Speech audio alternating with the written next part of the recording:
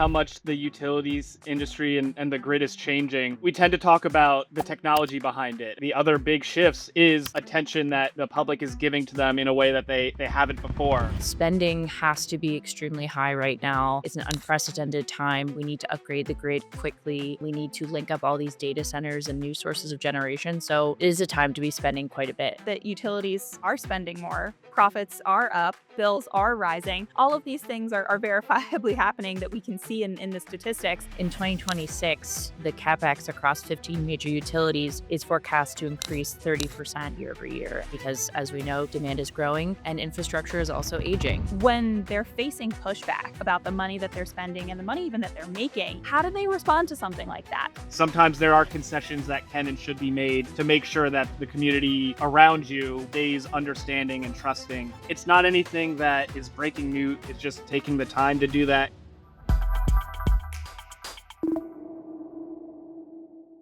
"64% of Americans say the main reason their energy bills are rising, it's because utility companies want to make more money." Is that a fair assessment? What does the data actually say? And what does it mean for the people running those utilities?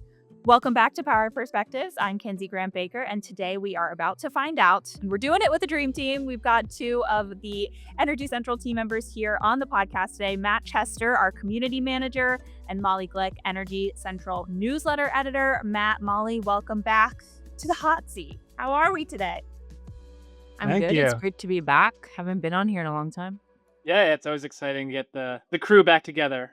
Yeah, I love it. And we got a new addition to the crew starting soon. We'll have a new reporter on the Energy Central team in no time. I'm sure we will have that new reporter in front of the mic as soon as we can. But today we are talking about something that was in the newsletter that really drew a lot of interest, drew a lot of conversation from our team as well, that I wanted to dig into a little bit more to get your perspectives on. I think this is a really interesting story about the why behind energy bills rising, the relationship between utility professionals, the customers that they serve, the many different kinds of customers they serve. So that's really what we're going to have a chat about today.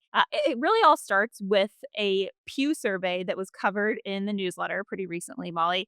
I thought it was a pretty surprising finding. 64% of people say the major reason behind rising energy bills is utility companies wanting to make more money. Breaking it down a little further, 43% said a major reason was data centers using more energy, perhaps not as surprising. And 40% said a major reason were the costs of updating and expanding the electrical grid. Molly, you talked about this in the newsletter, wrote about it. I'm sure you heard from some people in the inbox too. What did you learn about the utility industry in covering this study? Did you think that this was surprising? Tell me a little bit more about the context here. Yeah, I would say it's not surprising. I mean, we're all hearing, the narratives coming from ratepayers, and I think that especially with the midterms coming up, affordability is a really huge concern. I think this is an interesting way to link affordability concerns with, how people are actually feeling about the executives at utility companies right now. And, it does seem like it's really striking a chord with people. In response to Pew's poll, we ran our own poll to hear what our community thought. 30% of daily readers found the results surprising. 27% were a bit shocked, and 43% saw this coming. So overall, it seems that it wasn't a huge surprise to our readers. They were paying attention to consumers and how they're feeling about their bills and also how they're feeling about the structure of utility companies. I think the one thing that really surprised me was that the votes for data centers driving cost versus profits driving cost wasn't closer. I would have expected those two percentages to be a bit closer just because, yes, we're hearing a lot about affordability concerns, but I think that a lot of people in their minds are tying that direct to the data centers. They're seeing them coming to their community. They're seeing protests around the country. So yeah, I would have expected those two concerns to rank a bit more closely than they did, but they were still relatively close and clearly both on people's minds in a big way. Yeah, and I'm curious to hear too what the audience for the daily newsletter thought of all this. We're framing all of this in the context of what ratepayers, what sort of average customers think. What do the utility leaders who are reading the daily newsletter think of something like this? Yeah, I mean, obviously, a lot of people said they weren't surprised by the results, as we heard. But I think that people vary a bit in their opinions. It sounds like some of our readers think that these opinions are pretty justified and, there needs to be more transparency around profits. And I think we're also having readers, in our inbox saying that spending has to be extremely high right now. It's an unprecedented time. We need to upgrade the grid quickly. We need to link up all these data centers and new sources of generation. So it is a time to be spending quite a bit. Yeah, and we'll get into some of that spending too in a second. I think that this does really illustrate though the disconnect there appears to be between utility leaders who are making the decisions that are required of them to keep the grid running, to build a grid for the economy that everybody wants to participate in, and the reality that maybe average everyday customers are not necessarily recognizing in terms of the investment that it takes to really overcome some of those transmission and distribution shortcomings to ensure that the generation mix is has all of the diversity that we need within it. All of these decisions require money to make Absolutely. them, and I think that this leads us to an interesting part of the conversation about this sort of gap between public perception of utilities and how utilities themselves are trying to drive and grow their businesses and serve their customers. Matt, I'm curious to hear what you think about some of that public perception, especially leading our community. Your boots on the ground there. What is the gap like in the Energy Central community, and how do you think that that might translate into the broader relationship that all utilities may have with their customers? Yeah, I think what's interesting about the responses that Molly was talking about to our poll of does this surprise you that customers are blaming profits or blaming data centers? It If anything, I would love to drill down more into that because somebody who's a utility leader or somebody who's more customer facing or even on the comm side, I don't think they're going to be too surprised that the public is feeling that way. They're going to have heard loud and clear from the customers, from those protests, from op-eds, wherever that pressure is coming from. It's not news to them that people are frustrated and feel like they're getting a raw end of the deal. But where some of those poll respondents and people in the utility industry and the energy central community, maybe it was more surprising, would be people who are a little bit more insulated from the customers. So people like engineers, line workers, grid planners. For them, it makes perfect sense that the costs are going up because they see right in front of them all the work that's needs to be done, the work that's ongoing, how shortchanged they are in resources, supply chain, workforce. So for them, this has been a long time coming, and for people kind of in the know, it's like, yeah, of course this is happening, but you obviously can't just take that attitude and say, well, hey, ratepayers, shouldn't you have expected this? Like, no, they, for their experience, nothing has really changed except maybe the data centers, and yet they're feeling like they have to pay more. So again, they feel like they're getting the bad end of this deal, and kind of bridging that gap between public perception, utility leadership, utility workers. I think that's an important part of this story is, it's not just enough to say, well, we understand why this is going up. You need to be able to communicate that well because, people are pushing back now.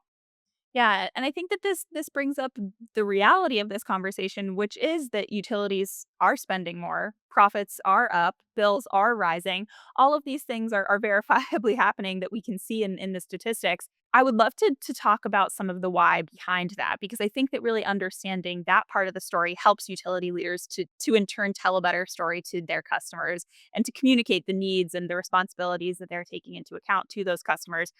What is driving the increase in especially CapEx spending? I know, Molly, this is something you've talked about in the newsletter. Yeah, I mean, just to back up a little bit, just to give you a picture, some of our listeners might have already seen these stats before, but in 2026, the capex across 15 major utilities is forecast to increase 30% year over year. And what S&P Global is saying is that that's driven by a rethink of grid capacity and resilience because, as we know, demand is growing and infrastructure is also aging. And, we also saw a report from Powerlines recently talking about how IOUs specifically they want to spend over 1.4 trillion on capex through 2030. So this is a just from last year's 5-year outlook. This is a 20% increase, and that's nothing to sneeze at. Technically, the capex spending has been increasing for quite a long time. Between 1997 and 2017, we see it all nearly double. So this isn't a new trend, even though it feels really immediate right now. But at the same time, what I think is different now is that profits are increasing. Electric utilities kept about 15 cents of every dollar they collected as profit last year, and the profit share has been rising. So that same percentage was 13% or 13 cents on every dollar between 2021 and 2024. And we see different impacts throughout the country. The Southeast has a higher profit margin, which makes sense because they're outside of wholesale power markets. So, to get back into the context there, we're seeing that this year and the last 5 years, these stats are changing quite dramatically. I think that there is an interesting sort of conversation to maybe unravel here about just like how utilities respond to something like this, right? Especially when we're talking about investor owned utilities, they have a fiduciary responsibility to be good businesses, to be good stewards of people's money when they're facing pushback about the money that they're spending and the money even that they're making. How do they respond to something like that? Matt, have you seen in any way, how utilities are responding to some of this criticism around how much they're spending in terms of CapEx? Yeah, so it's when we talk about how much the utilities industry and the grid is changing, we tend to talk about the technology behind it, and there is a lot of technology that's changing. But I think one of the other big shifts is that attention that the public is giving to them in a way that they haven't before. For so long, utilities almost had a built-in goodwill. It was part of it being that for most Americans, they only have one utility. It's not an open market, so it's just, hey, that's the utility that powers my lights. The bill month to month seems pretty consistent. Maybe there are hiccups when there's outages and frustration from there, but typically, I think the role that they played is the trusted energy advisor and just kind of a community pillar, and that was a great place to be. That's a comfortable place to be, but these days with those rising profits that Molly mentioned, and that happening at a time when the average household is feeling more and more constrained in the budget, it's leading to that frustration. So we're seeing the headlines, we're seeing the anger, we're seeing pushback, and I think it's really kind of for the first time ever that's happened, at least at this scale, that there's such pushback. Again, there have been events where poor response to a storm that the public perceives, or you know some officials that were at the utilities that maybe people didn't like so much. But in terms of pushing back at the industry as a whole, at the utility as a whole, we're kind of at new times here. So it is creating new conversations within the utilities, and it goes back to what I said. It's not enough to feel confident that, hey, us as the utility C-suite, we're doing the right things, both for the fiduciary duty that we do owe it to the company to make a profit. That's a little bit of an uncomfortable truth for a lot of people, that why are you making a profit when I'm struggling to pay the power bill? That's how these businesses are set up. So it's not enough for those leaders to say we're treating the investors right, we're treating the customers right, the grid is staying up.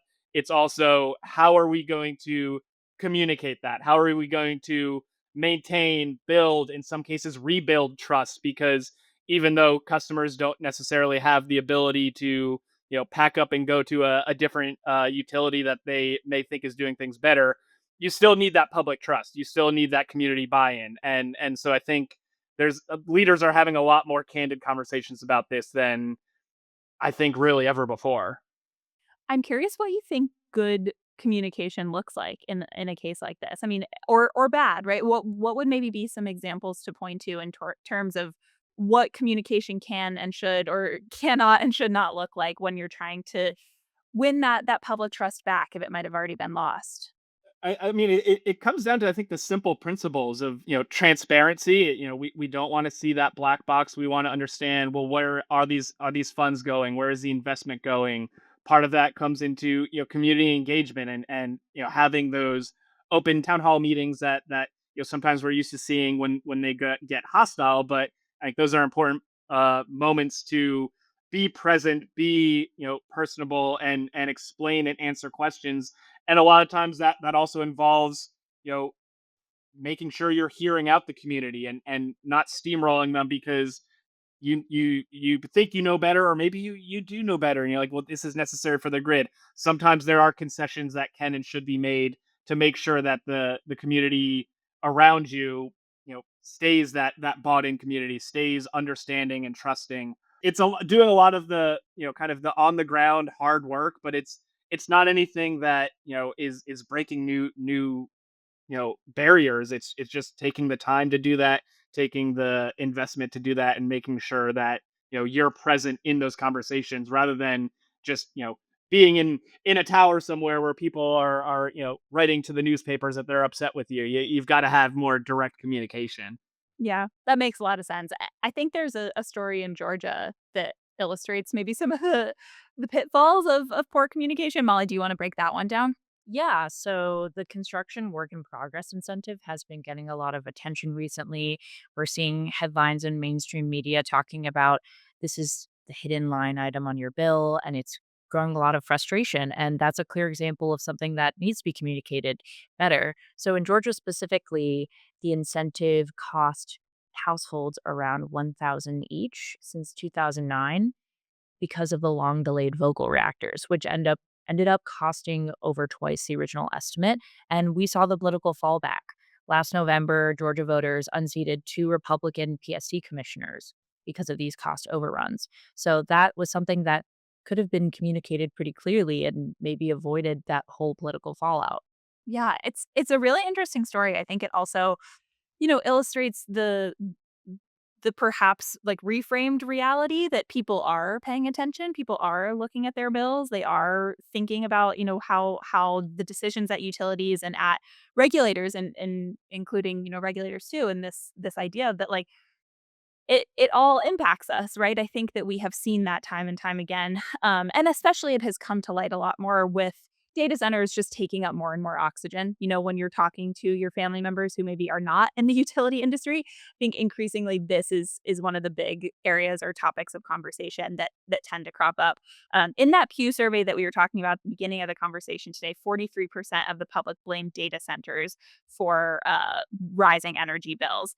I'm curious to hear what our readers thought about that. I know, Molly, you shared a little bit before about maybe some of the distance between these different factors in terms of blame, but one of our readers, I understand, pushed back pretty hard on that framing of this is the default of data centers. What did they have to say? Yeah, so this reader basically was saying that returns are excessive and it's time to stop blaming data centers and other high growth loads because they're actually part of the solution. This reader thinks that data centers can help stabilize prices because their load factors are pretty high. They also mentioned that returns on equity have a ratchet effect. So, this is part of a bigger problem. In recent years, you're seeing utilities earn sizable regulated rates of return on their capital assets, especially when set against the low interest rate environment of 2008 to 2022.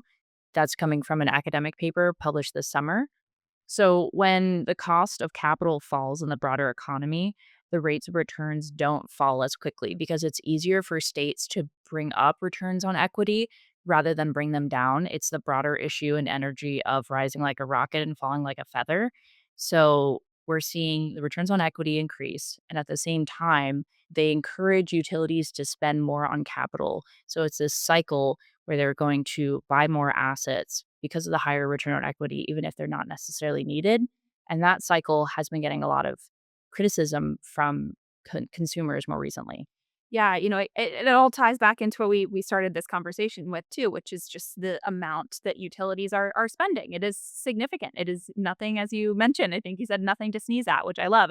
I want to talk to you about just the general consensus on ROE within the Energy Central community. Matt, I would love to hear what you think about this too. Molly, I know you ran a poll in the newsletter asking our readers specifically if they think it's time to rethink this structure of return on equity. What did they have to say? Yeah, so unsurprisingly, half of readers said no. I understand. It's your industry. But 31% said they're not sure, and 19% said the system isn't working.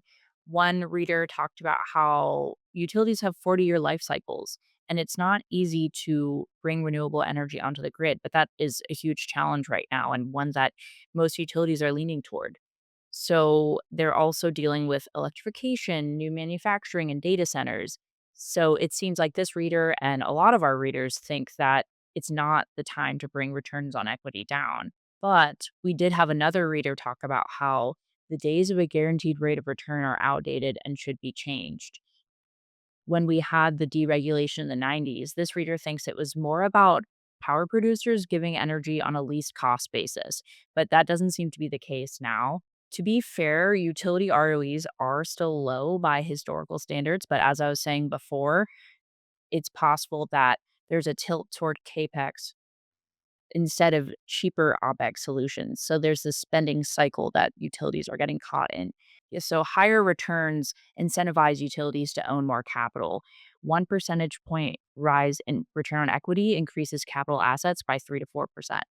So we're finding excess costs to US consumers averaging 7 billion per year because of this cycle with returns on equity. Interesting. Yeah, those are some good stats. And Matt, I want to hear what you're kind of hearing from the community too. Any whispers? Anything louder than a whisper? What are people saying about all this? Yeah, I mean, and I think, in terms of in the community, it's kind of as Molly hinted at, it's not necessarily something people are shouting loudly because it's a sensitive topic, and but to take it to the public perception side of things, it harkens, the pushback on the idea of, unlimited growth in any industry, in any company, and for the ratepayers, that feels perhaps out of step with the fact, well, like a utility, this is a public good, isn't it? It be about continually making more money versus providing us what we need at an affordable rate, and that's a challenge because so much of the power sector was built on that ROE uh, kind of foundation, and that is what's gotten the multi-trillion-dollar grid up to what it is today. So there's definitely a push come to shove moment here, and again, I think that's what we're seeing for if not the first time, in a new way, and it's a challenge both from the operational and business standpoint, but also from the public perception and communication standpoint. Yeah. I'm curious if either of you think it's realistic that the utility business model would shift significantly in the, let's call it, near to medium term. It's such a big beast, it's I don't know what it would take for that to happen, given you have the added complexity of the U.S. grid being across dozens and dozens of different jurisdictions. So it's not as if there's one entity, one overseeing body that can say we need to change things. It would take a massive shift and coordination across states and localities and from the federal side. And even if we were able to get a consensus that was necessary, I don't think that consensus would be easy to get. But if we got to that consensus, implementation, certainly not in the short to medium term. I wouldn't see that being realistic. But that doesn't mean, all right, well, let's just throw our hands up and do nothing. It's I think we have the smartest people out there trying to figure out, like, all right, how do we continue to push it along, plug the gaps, make those baby steps that we can in the meantime. Yeah, we are seeing some movement in this direction, but it's a little bit controversial. So there are several states that use a performance-based model for changes to returns on equity. That's used by Hawaii, New York, Illinois, and Colorado. And New Jersey is considering it right now, but we do have some criticisms there. People are saying that that was based on the era of flat demand. So, can this performance model work in the unprecedented era we're in right now? Or is there another solution to look into? Yeah, that's really interesting context to add. I think it, sets us up for what could be an interesting next couple of years in terms of how utilities are regulated and how people ask for these utilities to be regulated.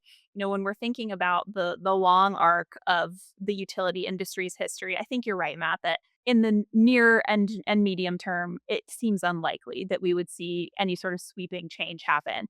But this is a moment where people care very deeply about how utilities are run, how they are operated, how they make money or how they don't. So it is interesting to just consider what, the impact might be of this sudden surge in interest from average everyday people in what happens at, their utility, what happens with their bill specifically. And I'm certainly very excited to see how it plays out. If this is just a cycle, if this is something that wanes, or if this is something that continues to grow. And I highly encourage everybody listening to this to share their own thoughts on what might happen next on energycentral.com. Read our Energy Central daily newsletter. You can subscribe at the link in the show notes. join in the conversation on the platform. I'm sure Matt would love to have you there chiming in. And feel free to reach out to any of the three of us too if you want to continue to talk about this. We'll put our email addresses in the show notes for this episode as well. But Matt and Molly, we've got a lot of work cut out for us, a lot of great stories to watch, a lot of great conversations to engage with. So thank you so much for taking the time to chat with me today. Yeah, thank you. Thanks. This was fun.